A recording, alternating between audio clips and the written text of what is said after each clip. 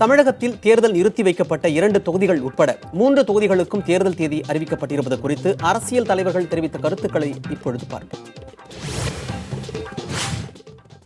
3 தொகுதிகளிலும் அனைத்திந்திய அண்ணா திராவிட முன்னேற்றக் கழகம் மகத்தான வெற்றி சரித்திரம் படைக்கும். 32 ஆண்டுகளுக்கு பிறகு ஆளுங்கட்சி மீண்டும் ஆளுங்கட்சியான வரலாற்றை படைத்த தலைவி புரட்சி தலைவி அம்மா அவர்கள் 50 ஆண்டுகளுக்கு பிறகு பொதுத் தேர்தலில் தனித்து நின்ற வரலாற்றை படைத்தவர். தற்போது நடைபெற இருக்கின்ற இந்த இடைத்தேர்தலில் மகத்தான வெற்றி பெற்று அந்த வரலாற்றோடு இந்த வரலாறு இணையும். அப்படி ஒரு வரலாற்று சாதனையை படைக்கப் போகிறார் புரட்சி தலைவி அம்மா அவர்கள்.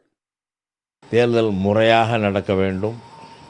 ஆளுங்கட்சிக்கு சாதகமான ஒரு நிலை இருக்கக்கூடாது. தேர்தல் ஆணையம் பொதுவான முறையிலும் நேர்மையான முறையிலும் தேர்தலை நடத்த வேண்டும், நடத்துவார்கள் என்று எதிர்பார்க்கிறோம். காங்கிரஸ் கூட்டணியிலே திமுக இந்த இடங்களில் போட்டியிட்டது. அது மாதிரி புதுச்சேரியில் இடைத்தேர்தல் வந்திருக்கிற தொகுதியில் திமுக கூட்டணியில் காங்கிரஸ் போட்டியிட்டு வெற்றி பெற்ற அந்த சட்டமன்ற தான் இப்போ ராஜினாமா செய்தார். ஆக அவரவர்கள் போட்டியிட்ட இடங்களிலே அவரவர்கள் போட்டியிடுவதற்கான வாய்ப்புகள் இருக்கின்றன. சென்ற தேர்தலிலே கூட்டணி இருந்தது. இந்த தேர்தலிலேயும் இடைத்தேர்தல்களிலேயும் கூட்டணி தொடரும். இந்த 3 தொகுதிகளிலும் பாரதிய ஜனதா கட்சி போட்டி போடுகிறது. அதற்கான பொறுப்பாளர்கள் இன்றே நியமிக்கப்பட்டிருக்கிறார்கள். உடனே மாவட்டத்தின் மையக்குழுவும் அந்த கோட்டத்தின் அமைப்பாளரும் உடனே கூடி எங்களுக்கு வேட்பாளரை பரிந்துரை செய்ய சொல்லி இருக்கிறோம். அதனால் இந்த தேர்தல் சிறப்பாகவே நடைபெற வேண்டும்.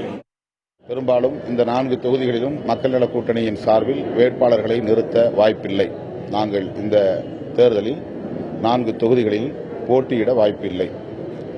யாரை ஆதரிப்பது என்பது குறித்த முடிவை 4 கட்சிகளின் தலைவர்களும் கூடி விரைவில் அறிவிப்போம். இந்த தேர்தல் தமிழகத்தை பொறுத்தவரையில் ஜனநாயகபூர்வமாக நடைபெறும் என்று நாம் உத்தரவாதமாக கூற இயலாது.